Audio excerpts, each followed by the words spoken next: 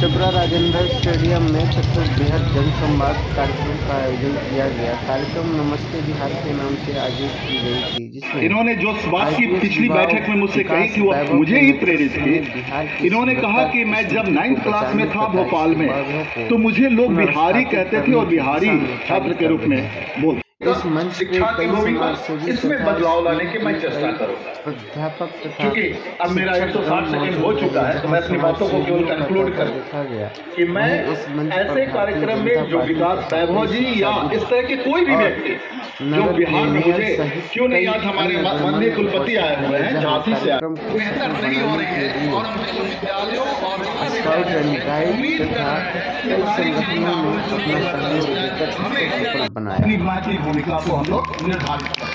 बहुत बहुत धन्यवाद। धन्यवाद भैया। हमारे बीच दो शख्सियत अभी अभी उपस्थित हुए हैं।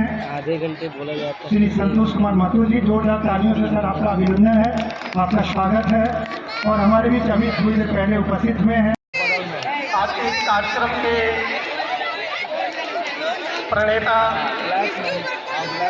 बिहार में जाने माने हस्ती, इंडियन पुलिस सेवा में आईपीसी पद पर सेवारत, लेकिन सप्ताह का नहीं। धन्यवाद सर। मैं इस मंच से एक बार अभिनंदन करना चाहूँगा। हमारे बीच उपस्थित हैं मीलगंज के प्रमुख श्री राहुल राज जी, डॉक्टर राहुल राज जी, जो के मुख्य वक्ता, इस कार्यक्रम के प्रेरणा स्रोत हम सबके अपने माननीय विकास वैभव जी, मंचासीन सारण के सर्वश्रेष्ठ जन और हमारे सामने बैठी विकसित बिहार के उत्तराधिकारी। मैं आपको भाषण नहीं दूंगा, मैं कुलगुरु हूं, आपको मंत्र दूंगा और 5 मिनट में दूंगा। बिहार विकसित होना नहीं है, बिहार विकसित हो रहा है और यह देश तब तक विकसित नहीं हो सकता जब तक बिहार विकसित नहीं हो।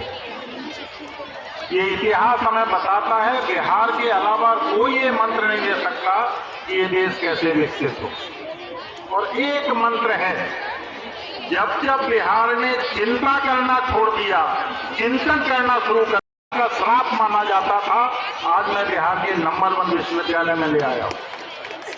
10 महीनों में मैंने बिहार के इस विश्वविद्यालय का सेटअप ले लिया जो आप 33 साल में नहीं ले पाए। 10 महीने में मैंने बिहार सरकार को चुनौती के साथ कह रहा हूं, 550 करोड़ रुपए केंद्र सरकार से पदों दिलाए जो कभी नहीं ले पाए थे आप। 10 महीनों में मैंने यहाँ के 5 साल पुराने शासन को ठीक कर दिया। जब मैं बाहर से आया हुआ आदमी ये कर सकता हूं तो आप क्यों नहीं कर सकते? करना शुरू करना पड़ेगा। विकसित बिहार की अवधारणा क्या है? आप क्या चाहते हैं विकसित बिहार से? विकसित बिहार का मतलब है वो 25 लाख बिहारी जो पूरे भारत में मजदूरी करते हो बिहार वापस आए, सम्मान पूर्वक वापस आए। वो बिहारी जिनका हक है कौशल पाना, वो बिहारी जिनका हक है इनोवेशन के साथ इस देश की आर्थिक तंत्र में योगदान देना, वो दे सके। इन लोगों को आपने ठीक शिक्षा नहीं दी, आप सब अपराधी हैं। सीधे ट्रेडिशनल एजुकेशन और डिग्री दी, मैंने 10 महीने में बदला है। इस बदलाव के साथ आइए, मैंने 20 वोकेशनल कोर्सेज इसी साल शुरू किए।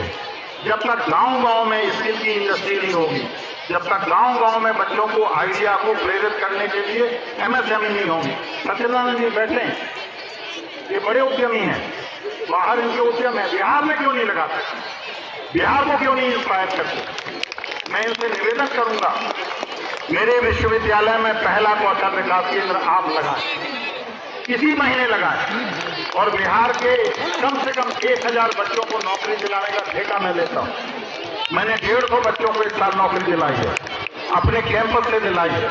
ये बातें करने से कुछ नहीं होगा। 3 चीजें जो बिहार को रोक रही हैं, मेरा बता देना 5 मिनट हो जाए मैं बंद कर दूंगा।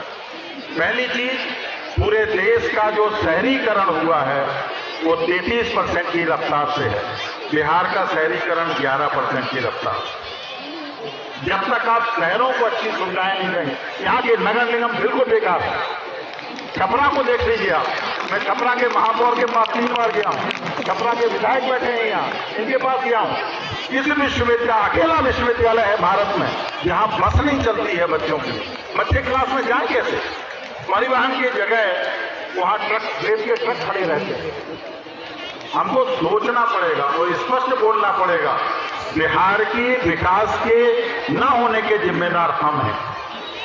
बिहार में योग्यता की कोई कमी नहीं है, मेरे बच्चे सबसे योग्य हैं। मेरे बच्चों को मौका दीजिए, इंजीनियरिंग कॉलेज दीजिए, मेरे बच्चों को कंप्यूटर की शिक्षा दीजिए।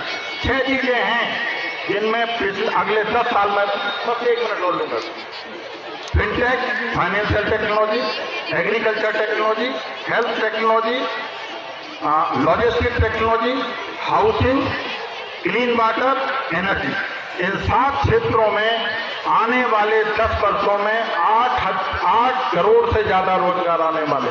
बिहार के एक बच्चे को एक रोजगार नहीं मिलेगा अगर आज से हम नहीं सुधरे। एक भी बच्चे के लिए कौशल का यहाँ पर कोई काम नहीं। मैं कल गया था सीताब दियारा, राहुल जी थे, इतनी बढ़िया मौका था। मैं कल वहाँ एक केंद्र बना के आया हूँ, श्री अन्न उत्पादन एवं प्रशिक्षण केंद्र। बिहार के छपरा से सिर्फ जो आप भूजा खाते हैं उससे आप 10,000 लड़कों को रोजगार दे सकते हैं। आपको सोचना पड़ेगा, बिहार की नदियों में हर साल बाढ़ आती है। इस बाढ़ को रोकने के लिए अगर सारे बच्चे बाढ़ नदियों के किनारे पेड़ लगा दें, हमारा 1 लाख करोड़ का नुकसान हर साल बचेगा। बिहार भारत का नंबर प्रांत होगा, 5 साल में होगा। सिर्फ बातें ना करके योजना बनाना शुरू करें। धन्यवाद।